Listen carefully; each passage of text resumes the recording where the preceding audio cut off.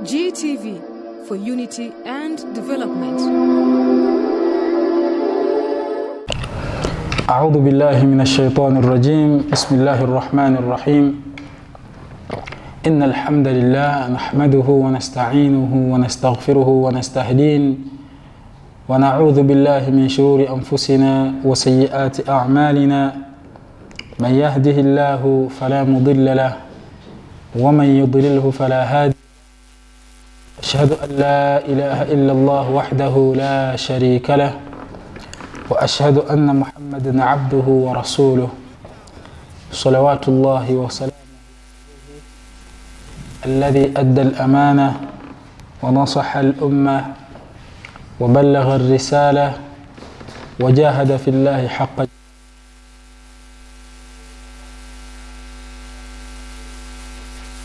أعوذ بالله. خذ عليهم صدقة تطهرهم وتزكيهم بها وصل عليهم إن صلاتك سكن لهم والله سميع عليم. بدأ الله تبارك وتعالى tumtendereza jalla jalaluhu n'amatenda amajjuvu oyo akyawaniridde entunusi zaffe ne tubanga tukyalimu abo abantu abakyassa. Mwana wattu, ekigambo ky'okussa osobola okukitwala ng'ekyokusaagirira eky'olusaago ng'olowooza nti buli omu ateekwa okussa. Gwe nandaba ku TV ku ssaawa zino ossa bulungi nnyo era wootudde oli mu kussa bulungi, naye njagala okitegeere nti eriyo munno ali eyo mu ddwaliro oba sinakindi asobola okuba nga ali gyali mu maka ge naye nga ali ku zisirinda za oxygeni ng'okussa obussa kizibu. Kale nno okubeera nga gw'okyasobola okussa ng'ossa nomale nga bwe twogera, ate eriyo omulala atasobola kussa nomale ng'alina kubeera ku byuma, nkukakasa nti olina okwebaza Allahu tabaraka wa taala olw'ekyo, olw'ensonga nti ensonga si nnyangu. Prosesi y'okussa erimu organism ez'enjawulo ezitambula n'ensonga eyo ey'okussa. Tulina amawuggwe, tulina baganda baffe abalina obuzibu ku mawuggwe, ng'amawuggwe ago gabaako obuzibu oba tokyasobola kussa. Kale nno ggwe andaba ossa bulungi, naye oteeka okubeera ng'ojjukira nti okussa obulungi kossa obulungi, ng'eriyo munna atassa bulungi, eriyo oyo abikola. Ogwana okubeera nga lubeerera omutendereza, olina okubeera nga omwebaza olw'ensonga nti bw'onneebaza agenda kubeera nga akwongera. Yagamba nti la in shakartum la azidannakum. Mwana wattu, ne bw'oba olina kitono weebaze asobole okubeera nga akwongera. Kansabe ebyengera n'emirembe bidde eri omubaka waffe Muhammadin sallallahu alayhi wasallam eyatuyigiriza eddiini eno Busiraamu, eyatubuulira ng'atutegeeza nti Allahu tabaraka wa taala ayina erinnya lyatusiimidde, ng'erinnya eryo ng'eyalisiimye era n'alyatula n'okulyatula nga lyerinnya Busiraamu. Era n'agamba nti huwa sammaakumul muslimuun, nti Allahu tabaraka wa taala ye yatutuuma erinnya ery'Obusiraamu. Kale no mwana wattu, gwe wenna ali mu ddiini eno Busiraamu,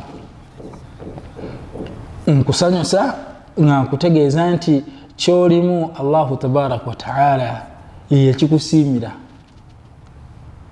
ye yakikutuuma ate n'akisiima n'agamba nti kyoba obeeramu, era agamba nti waraditu lakumul islaama diina.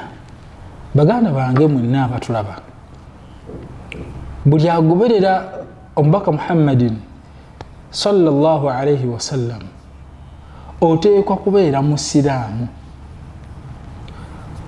oteekwa kubeera musiraamu olw'ensonga nti lyerinnya Allah liyatutuuma ate yeddiini Allahu tabaraka wa ta'ala era gye yatusiimira nti gye tuteekwa okubeera nga tubeeramu.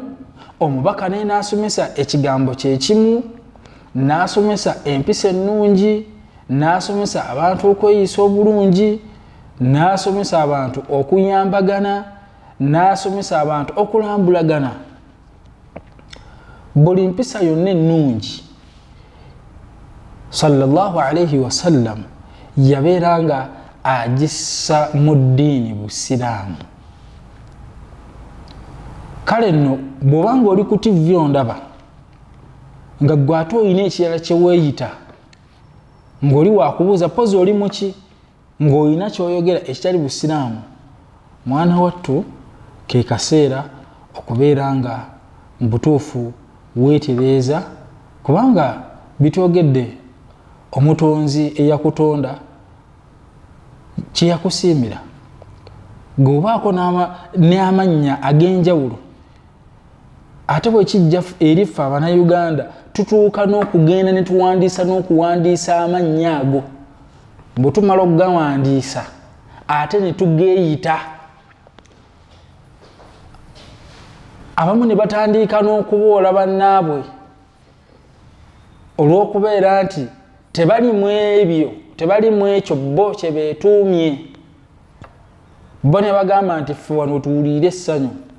Wallahi nkutegeeza tewali bulungi bw'ogenda kufuna mu nsi muno nga toli mu umbrella, nga toli mu linnya, nga teweeyise linnya eryo n'olyeyaggaliramu erinnya busiraamu.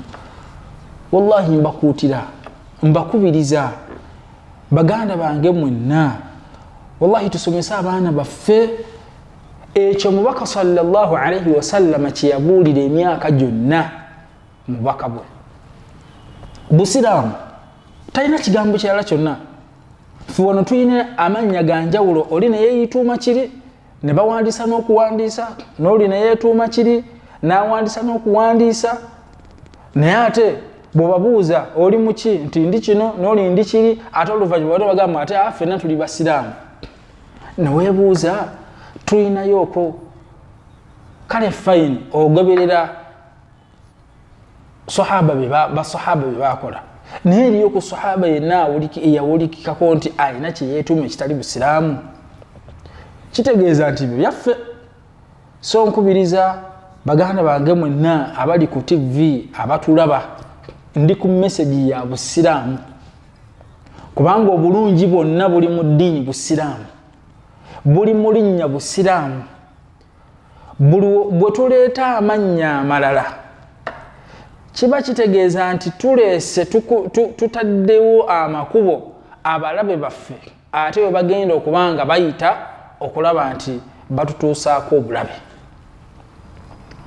So tubeerenga twekubiriza ffe ffennyini, obudde tebunaaba kubanga butuggwako, tukyasobola okubeera nti tuvaayo tibannange biri byonna okumanya nga ate ffe twatuuka wala tulina n'abakulembeze nti oli yaakulira kino n'oli n'akulira kiri eri, ng'oli adumira n'okudumira ekitali mu mbeera yaffe mu busiraamu.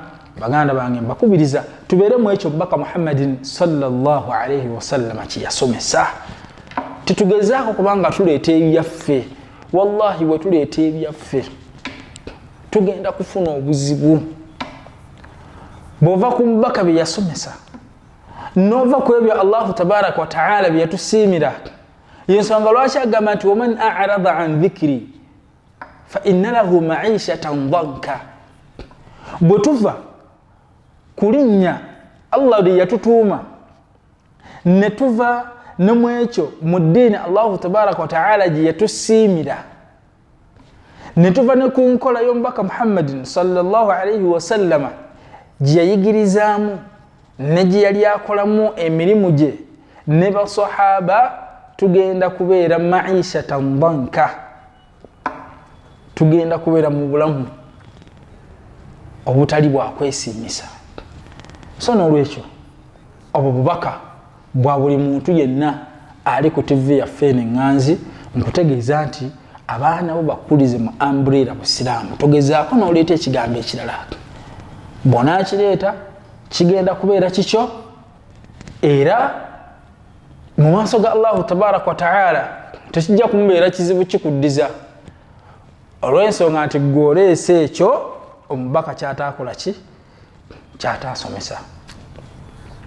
Mu bigambo by'omubaka sallallahu alayhi wasallam yasomesa n'atuuka ne ku aya Allahu tabaraka wa taala mu suratu Tawba aya 13 wagamba nti khudh min amwalihim sadaqa tutahhiruhum wa tuzakkihim biha wa salli alayhim inna salataka sakanun lahum. Omubaka sallallahu alayhi wasallam Allahu tabaraka wa taala yamulagira ng'amutegeeza nti kwata mu maali yaabwe, mu maali yaabwe eyo bajjemu swadaka, bajjemu zaka oba swadaka. Kale nga omuntu oyo bw'amala okutoolamu ogwo mutemwa gwe tugenda okubeera ng'era tugulaba wano mu lunaku lwaffe luneeno, nti omuntu abanga awozezza kino Allahu tabaraka wa taala kye yamulagira aba ateeka okubeera nga atuukiriza. Lwaki? Kubanga omuntu w'anaatoola mu maali ye zaka oba n'atoola sadaka, abantu bagenda kubeera nga beerongoosa nayo, ate Katonda abeere nga atutukuza nayo. Batya nti omuntu akwata mu maali ye, bw'agikwatamu Katonda n'alongoosa omutima gwe, omutima gw'oyo agitodde, bw'amala ate n'atukuza n'omutima gw'oyo omuntu agenda okuba nga afuna ku maali eyo. Katulete ekyokulabirako. Omugagga ku kyalo bw'abeera n'ebyobugagga ng'alina essente, ng'eriyo olunaku olumanyikiddwa nti buli lunaku lwa Sande oba Lwakutaano, omugagga oyo agenda nga bw'ayita ku bikomera by'abantu oba ku mayumba g'abantu oba n'abakyaze ewuwe n'abagamba nti bannange ffenna tusanyukire wamu. Essanyu eryoba otadde ku mitima gy'abantu, akamwenyumwenyu k'oba otadde mu feesi z'abantu, bagenda kubeera nga bafuuka ate abakuumi gy'oli. Olaba emitima gyabwe egigenda okuba nga nagyo gitukula, ng'oli ne waaba n'endowooza nga ndowooza mbi, endowooza nga nkyamu, kitegeeza nti omuntu oyo tagenda kuba nga akutuusaako obulabe, olw'ensonga nti bano abaganyulwa ku maali eno gy'otera okuba nti otoola, ate Katonda bagenda okukuteerawo ng'ate abakuumi abasookera ddala. N'olwekyo nti emaali eyo bagambe babeere nga batoola mu maali eyo, beerongoose nayo ate batukule nayo. Oluvannyuma tubeere nga tubasaalira, oluvannyuma obasaalire, obasabireko. Omuntu singa nga aba alina sadaka gy'atodde, y'ensonga lwaki nze omuntu wajja mu ofiisi n'agamba nti sheekhe eno zaka yange, ekiddako tasobola kuva mu ofiisi okujjako, nga tumusabidde wa Allahu tabaraka wa taala abeere nga amubalira byonna, okumuteera omukisa, okumuyinjiwaliza emaali ye. Wasalli alayhim inna salataka sakanun lahum. Luli Allahu tabaraka wa taala yali ayogera ku mbaka sallallahu alayhi wasallam, naye mu kaseera kano kitegeeza nti ffe abaamuddira mu bigere ebyo mbaka sallallahu alayhi wasallam, ffe abateekwa okuba nga tukola ebyo bye yali ng'akola. kitegeeza nti nteeka okubeera nga nsomera oba nga nsabira omuntu oyo abazze okubeera nga akola sadaka oba nga atoola ezzaka. Baganda bange, mbakubiriza okubeera nga tutoola ezzaka tusobole okufuna ku birungi ebyo, osobole okutukula emmaali yo naye esobole okutukula, kubanga omuntu bw'atoola sadaka n'atoola oba atoodde ezzaka, Katonda atukuza omutima gw'omuntu ate n'atukuza n'emmaali ye. Mwana wattu nno Allahu tabaraka wa ta'ala atukuza tathiru lmaal wa tathiru lqalb, atukuza emmaali wallahi n'atukuza n'omutima. Abantu bangi balina emmaali naye nga wallahi si ntukuvu, nga mulimu ebiyitira. Kati mu ebyo ebiyitira, singa omuntu agamba nti kangende mu ofiisi wa Sheikh Abdul Barri ku Uganda Muslim Supreme Council mbeere nga ntoola ezzaka, Allahu tabaraka wa ta'ala agenda kubanga atukuza emmaali yo eyo ebeesigaddewo, agenda kubanga atukuza omutima gwo gwagiwadde, agenda kubeera nga atukuza n'omutima n'emitima gy'abo abantu abagenda okubanga bafuna ku mmaali eyo. Ekibuuzo, wali ofumiitirizaamuuko nti kirabika kitya oba kibeera kitya oba kiba kitya ng'emmaali yo gikutte n'ogiwaayo? Oyo ateeka okugifuna n'agifuna, muli n'afuna akamwenyu, oli n'afuna akamwenyumwenyu ng'agamba nti bannange mbutuufu olwaleero nsanyuse. Wali ofumiitirizaamuuko nti osobola okutoola esente entono bweziti ne zireeta akamwenyumwenyu mu maaso g'omuntu? Ye wali ofumiitirizaamu nti ye kirabika kitya ng'omulimu gwenkoze Katonda agukkiriza? Oyinza okusanga nga zaka gy'ogenda okutoola olwaleero,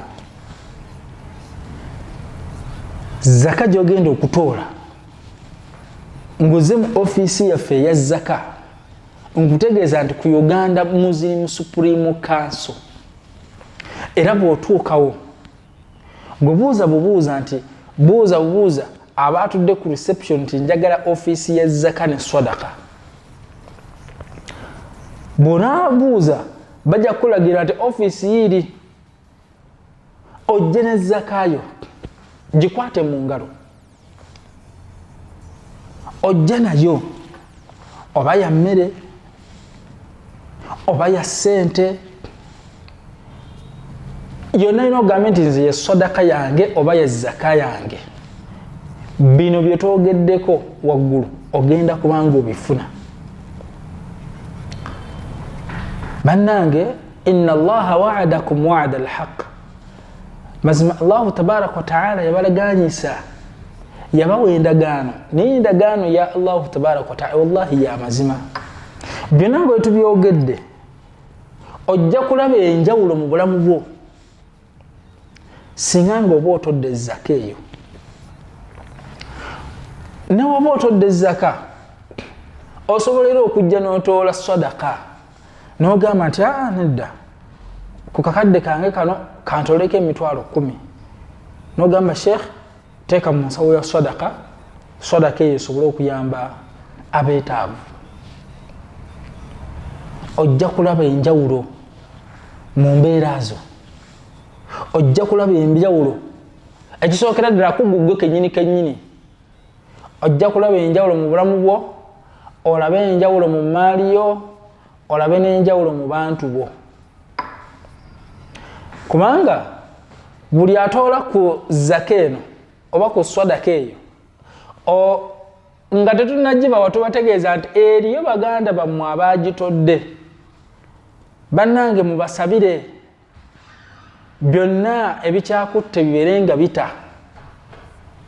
Omanyi edduwa z'abantu bameka z'ogenda okubanga ofuna olw'okubeera nti oyina sadaka gy'otodde. So n'olwekyo mbakubiriza buli musiraamu yenna ateeka okubeera nga atooleza zaka. Banaye tugitoole. Oyinza okuba nga oli ku TV yaffe eno naye nga toli musiraamu, naye nga muli olaba nti mu butuufu abeetaavu bo obwetaavu bo tebuliiko ddiini. Mwana wato obwetaavu tebuliiko musiraamu n'atali musiraamu. Oyinza okuba nga oli ku TV yaffe, nkutegeeza nti ofiisi yaffe eri ku Old Kampala ku Uganda Muslim Supreme Council. Gwe noonya bunoonya omuzikiti Gaddafi National Mosque. Gaddafi National Mosque ababoodabooda bonna bonna bamanyiiwo, abatakisi bonna bamanyiiwo, buli muntu yenna amanyi. Buuza nti ku muzikiti gwa Gaddafi, omuzikiti omunene mu Uganda ku Kampala mukadde, tulinaanyaganye Old Kampala Police, tuli opposite Old Kampala Secondary School. Gujangu buzi ne woba toli musiraamu, olw'ensonga nti abeetaavu abajja mu ofiisi yange era mulimu n'abatali basiraamu. So bw'oba olina donation yo, jangu mu ofiisi yaffe ogambe nti bampita Simon, bampita gundi ne gundi, naye nalabye Seeka ng'asomesa nti muyina abeetaavu. Tuyina wallahi abeetaavu bangi. Era gwe obanga toli musiraamu ng'oli ku TV yaffe eno ng'ondaba, gwetambula butambuzi ojja ku Uganda Muslim Supreme Council, ojja kujjirayo ze fayiro z'abantu abatali basiraamu nzikulageko, nkulage nti nabo banoonya obuyambi. So n'olwekyo bw'obanga mubuyina eyo neeno tubwetaaga olw'ensonga nti tuyina abantu bangi abeetaaga okuba nga bayambibwa. Ffe nga Uganda Muslim Supreme Council tuliwo kubeera nti tusaavinga abasiraamu bonna ne bannayuganda bonna.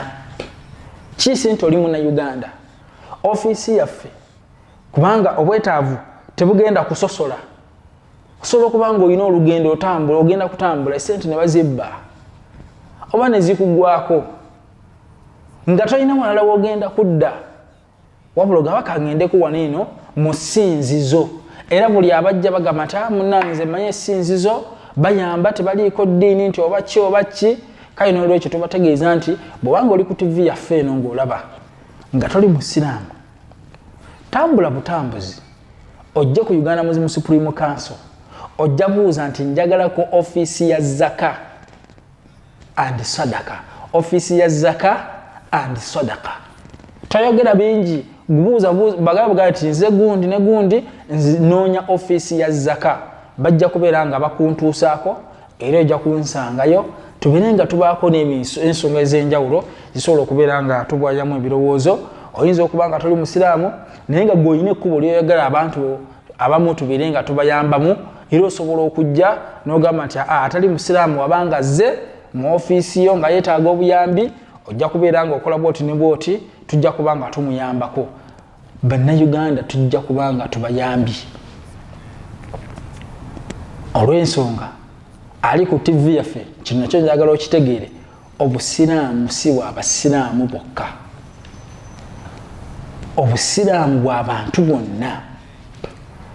Olw'ensonga nti nabbi waffe tebaamutuma eri basiraamu, baamutuma eri abantu bonna.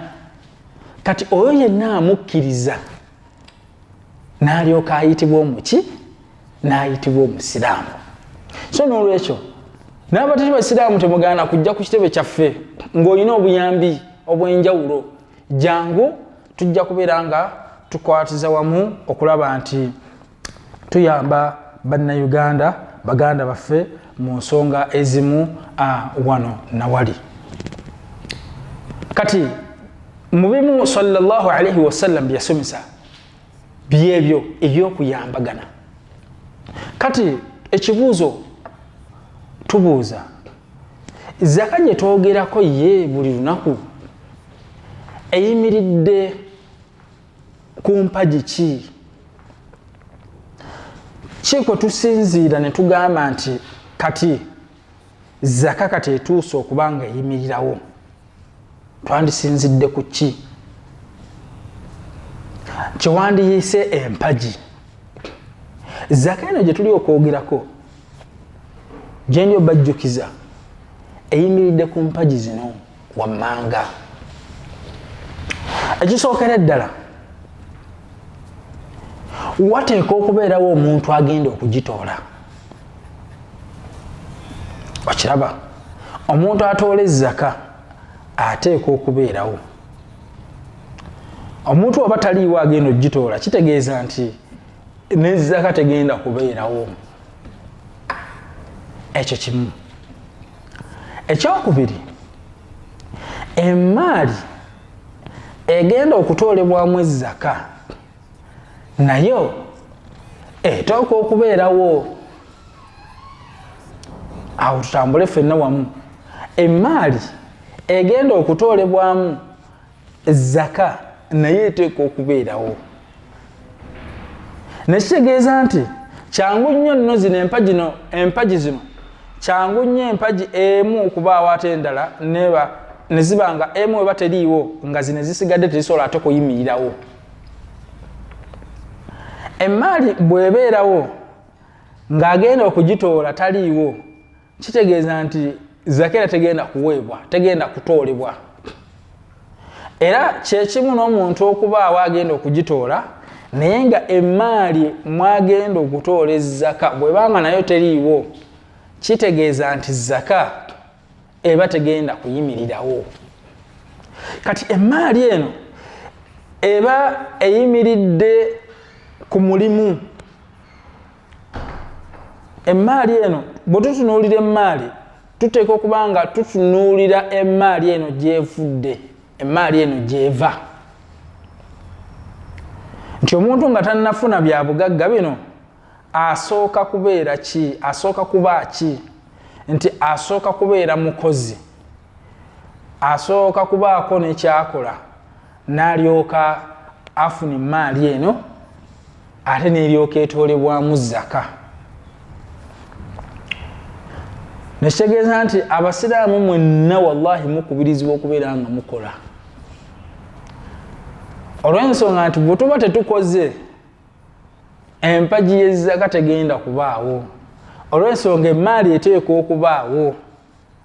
Kati buli musiraamu yenna, buli muntu yenna asuubira okubeera nti mu by'obugagga bwe mujja kuvaamu portion eyo egenda okubeera nga eganyulwamu abeetaavu, oteeka okukola.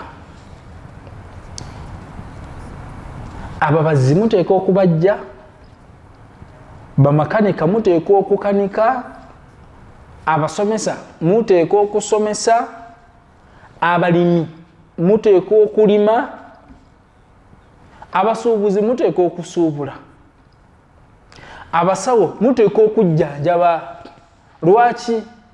Kubanga bino byonna byenjogerako, abalunzi, abasawo, abalimi, aba bizinensi, mwenna wallahi mutoola ezzaka.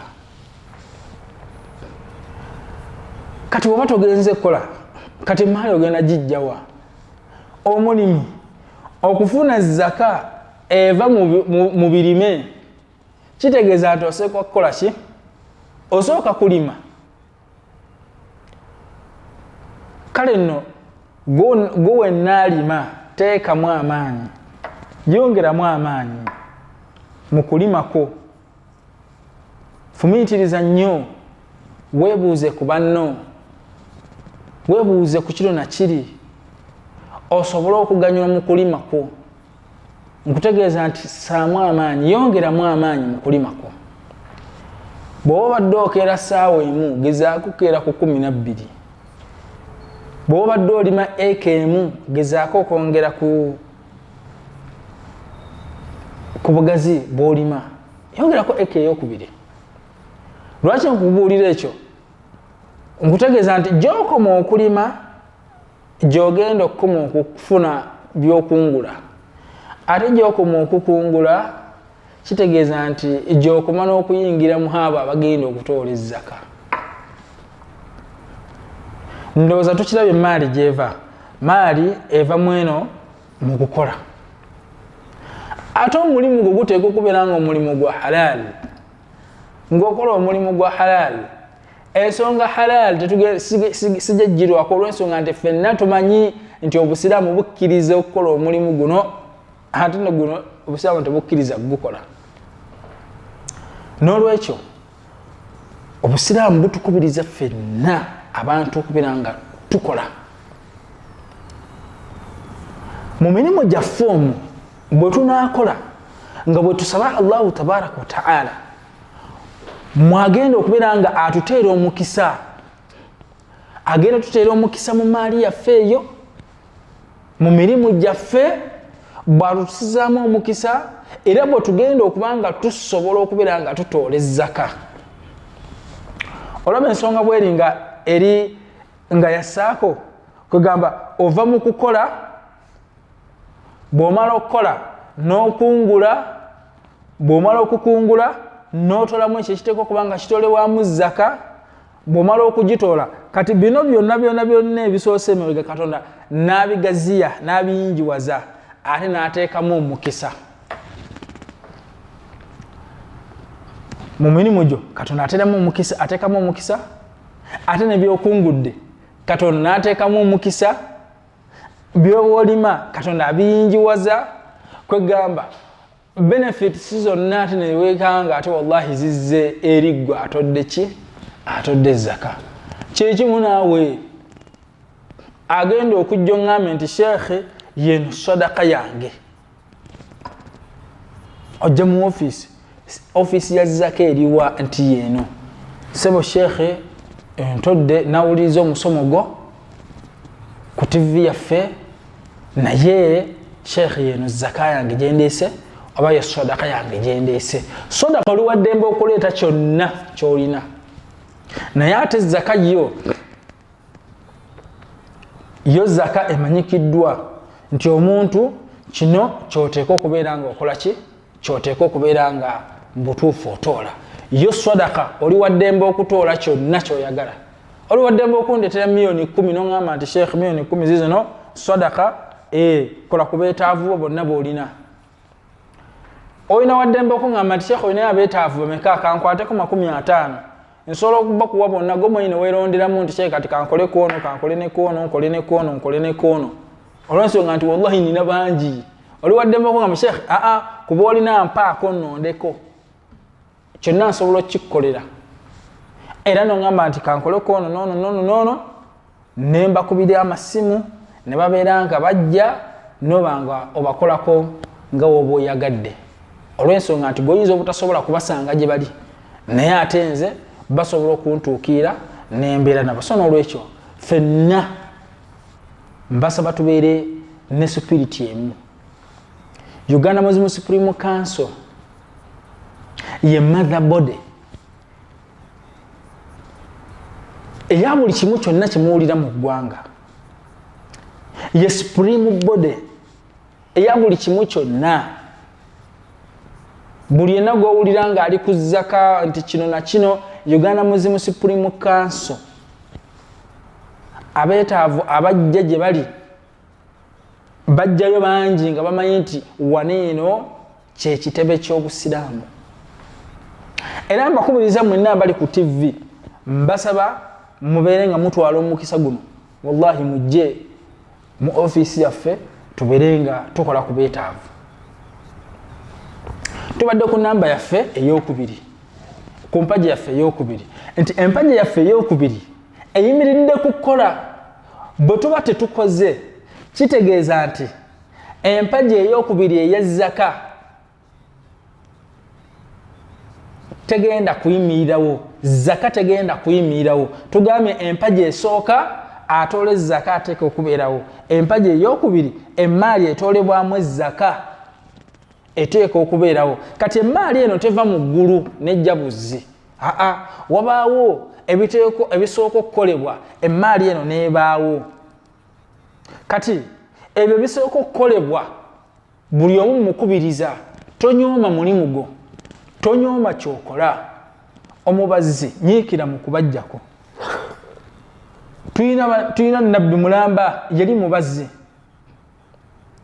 aba holding bana nammwe temunyoma mulimu gwammwe n'ogamba ate guno mulimu ate gwa omukyafukyafu ate gwaki ogwo mulimu gwa bwa nabbi mulamba yali akola omulimu ogwo holding okuweesa nabbi mulamba era kati mwe mbasaasira abanyooma emirimu katulina baganda baffe abalunzi era nja kusanyuka nnyo ng'omuntu ozze mu ofiisi yange n'oŋŋamba nti sheekhi ndi mulunzi nunze embuzi naye ssebo mbadde nkusaba ojja okima embuzi naye mu zaka sinze agenda ogikima giteekemu omuguwa embuzi eyo ogireete ogambe nti sheekhe embuzi yange yiino ogireese zaka yange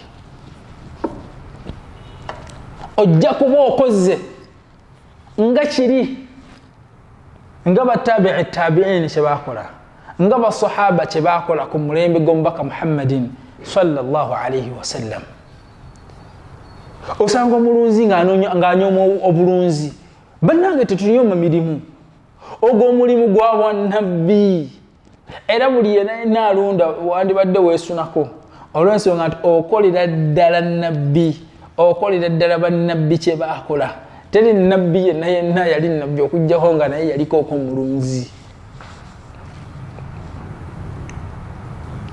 oli ku TV otulaba oli mulunzi olunda oweddemu amaanyi kutegeeza nti omulimu gwa bbeeyi nnyo lunda embuzi zo 40 bwe gati bugawere embuzi ogamala okuwera 4 kati tugenda ku mpagi yaffe ey'okusatu empagi ey'okusatu eyimirizaawo ki eyimirizaawo ezzaka eriwa ye n'enswabu enti kati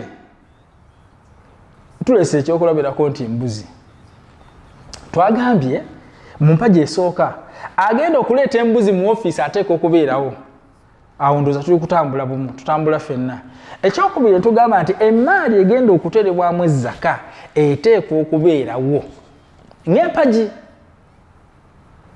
tukiraba kati emaali eyo bwebaawo kati ze tuli okugamba nti zenki zembuzi zibaddewo zitya omuntu ono alunze n'alunda embuzi 5 10 mpaka 40 ndoza okiraba nti zakene n'okuyimirirawo nga tulese n'okugireeta ku ofiisi waliwo n'agenda okulunda embuzi ezo nezituuke okiraba kati empagi yaffe ey'okusatu tugamba nti niswab enti niswabu yeriwa nti kati otuusizza ekigero ekyo omubaka sallallahu alayhi wasallam kyeyigiriza nti omuntu woweza ekigero ekyo kati nno ogenda kubeera nga olezaka tuli bumu kasobere tuli kutambula ffenna wamu owezezza embuzi zo 40 kitegeeza nti niswabu y'embuzi omuntu okutandika okutoola embuzi otigateeka okubeera 40 kati gwe w'ensimbi oyina amamotoka oyina amayumba oyina amaki oli waddembe okutambula n'ojja ku Uganda Muslim Supreme Council n'oŋŋamba nti sheekh mbadde nkusaba ojje ombale eno ofa naye nagiwa oli waddembe okumpita nja kujja ssebo mu bizinensi yo nkubale bwe naamala okubala nkugambe nti ye zakayo mu bbanga bwe riti yena gy'oteeka okubeera nga okola ki otoola ezzaka mu bbanga bwe riti for example katugende ku mulimi omulimi nkutegeeza nti katwagamba nti ku mpagi yaffe wateeka okubeera wagenda okutoola ezzaka kitegeeza kati ye mulimi emaali egenda okutoolebwamu zaka eteeka okubeerawo kitegeeza nti omuntu ateeka okulima for example olimye kasooli okiraba kakati ni swabu bw'olima kasooli olime bijanjaalo olimye emmere yonna yonna ey'empeke owezezza kilogulaamu zizo 750 bannange wano tutambule ffenna bumu 750 kilogulaamuzi kati kilogrammu 750 kiba kitegeeza bwe tukwata ensawo zaffe bwe ziba za kasooli buli nsawo ey'ekikumi zibeera nsawo mmeka abali ku TV ndowooza tuli kutambula ffenna zibeera ensawo ndowooza si 7 ensawo 7 n'ekitundu kati mu nsawo 7 zino n'ekitundu ensawo 7 n'ekitundu siza kilogrammu 750 kati emaali eyo weeri kati tuli okugamba nti kati yeniswabu kati empaji esembayo tukugamba nti omutemwa gwennyini ogukola ki ogutoolebwamu gwe guliwa tugamba nti kuba kati ku ssaawa zino standard yaffe ey'okulima kizibu nnyo omuntu okulima nga tataddemu ssente kati tugenda kugamba nti ogenda kukwata zino kilogrammu 750 ndowooza tutambula ffenna ebiseera ebisinga bwe mba nsomesa buli anajjanga ondaba nga ndi kusomesa ku zaka ojjangayo peeni n'ekitabo oba n'akapapula olw'ensonga nti olusi ntera nensomesa ne ku bibalo nti kati ogenda kukwata zino kilogrammu zizo 750 okiraba 750 tuwa kati ali wansi wa 750 gwe ate tutoola zaka ndozo okiraba tuli ku mpaji bw'oba olina kilogrammu 700 gwe ate totoola ki tutoola ate zaka otoola ki otoola kiri ekirala kyekiriwa ye sadaka olwaddembe nti n'ensawo zange 7 ensawo zange 7 sheekh mbadde njagala kutoolako ensawo emu ngitoolenga sadaka nja kujaniriza era ensawo tegenda kunnema tasigenda bulowa kugiteeka kubanga sitowa weeri ey'ebyokulya kati ebifaanagana bwe bityo kati kyogenda okukola ogenda kukwata figa eno kati gwe wenna anaaweza 750 n'okudda waggulu ku birime ogenda kukwata 750 okubiseemu mu luzungu kyetugamba nti times oba you multiply by 5%. 5% eno gye tuyita nisful ushuru. Nisful ushuru kye tuyita 1/20. 1/20. Kati oli waddembe okugamba nti kilograms nina mmeka? Nina kilograms 15,000. Kilograms 15,000 zensawo mmeka? Mwena abalimi kati muzimanyi. Mwena abalimi abali ku TV yaffe eno bw'obanga oli mulimi bala kilograms zonna zewalimye. Bw'omala okuzimanya nti nalimye kilograms 15,000. Tutambula ffenna kilograms 15,000. Ojja kukwata kilograms 15,000 zino kati tewemenya na bingi na percentage naki. Ojja kudividingamu by 20. Okiraba? Lwaki? Kati wano katusooke ku 750 omuntu afune figure entuufu otegedde nti Katonda akwagalamu kitono. Ku 750 omuntu bw'odividingamu by 20 ogenda funa zigenda kubeera 3 mmeka? Ziyinza kubeera nga 35 point what? Kubanga tujja kugamba nti by 20 calculator ali ku TV ng'olina calculator nkusaba obeere nga naawe obalamu kubanga zaka yakubala nti omuntu bwe manga na kilograms 750 nengabizaamu 20 nfuna mmeka? Nja kuba nfuna 37.5. Okalaba? 37.5.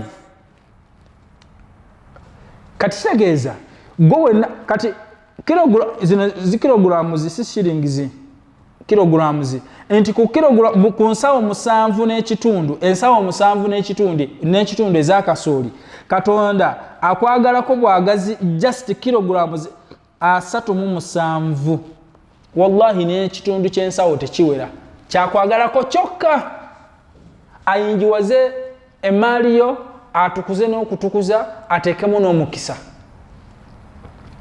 bane mulaba wetu eryaza amanyi ffennyini nga Katonda atwagalamu wallahi kitono ndowooza gwe ali ku TV naawe okirabi atwagalamu kiki atwagalamu kitono naye ne tulemererwa kati katugende ku 15,000 tukirabe nti bw'obanga olina ensawo 7 n'ekitundu Katonda akwagalamu kilograms 37 n'ekitundu 37 n'ekitundu 37 teziwera kitundu kyaki kitundu kya nsawo teziwera kati katulabe owa kilograms 15,000 owa 15,000 nga ze wakungudde by the way ono omulimi bwe tugenda mu bulombolombo nti ddi lwateekwa okuwa kuba kati bino betuliko ebiyimirizaawo nti kati zaka eyitibwa zaka oba tuli bumu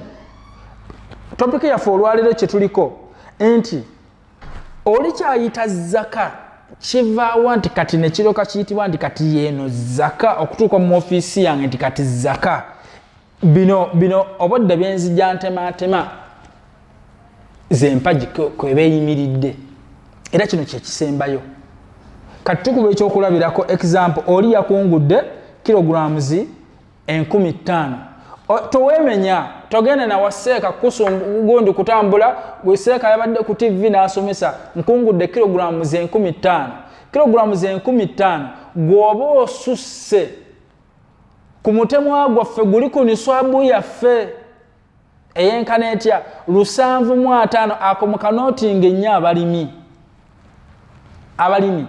abalima ki abalima emmere ey'empeke muceere muwemba kasooli bijanjalo n'ebirala bwe njogera emmere ey'empeke mantegeeza emmere eyo gy'otereka n'etavunda n'etayinooneka example opposite yakyo kankuwe example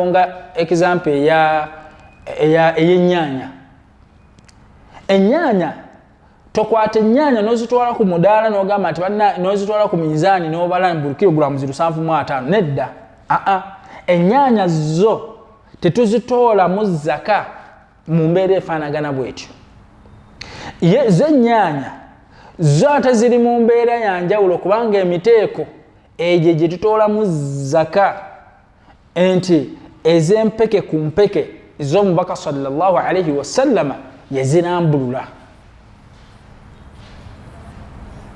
so n'olwekyo kakwata ennyo nti buli wempeza kilograms 750 ntuusizza nga bw'ogamba nti omunayuganda bw'aweze emyaka 18 aba atuusizza okulonda kakati na wano kyekimu bw'oweza kilograms 750 gw'omulimi naawe kati oba otuusizza okutoola ki okutoola ezzaka era awo wenyini okwata kilograms zo 37 n'ekitundu n'ozitwale wa imaamu oluwadde mbe kati nze okuzindeetera mu ofiisi yange ne tukiteeka mu store abeetaavu Allahu tabaraka wa taala bye yalambulula bye yannyonnyola nti balina okugifunako ne tubanga tukola ki ne tubanga tugibawa kati tubadde okuwa 15,000 olwaleero tugenda kwogera ku ab'ebirime bokka olunaku olulala insha Allahu taala tujja kubanga twogera ku b'essente bano twagala tusunsula essente kubanga ffe bannakampala bannakibuga abana ab'embalala mu abali ku TV mamu ab'embale mu ab'omu kibuga abatalima mumudiringa nnyo mu bizinesi omundi omulala insha Allahu taala tujja kuba tutunuulira bizinesi yate tugibala tutya ab'essente so kilograms 15,000 ogabizamu bugabiza meka ogabizamu bugabiza 20 so you will get 5,000 kilograms divided by 20 so what you get is what you're supposed to give as as zakah. So your zakah will be 250 kilograms. Ze kilograms wallahi 2.5 byokka. Kitegeeza kilograms 15,000 kilograms 15,000 zibeera ensawo 50.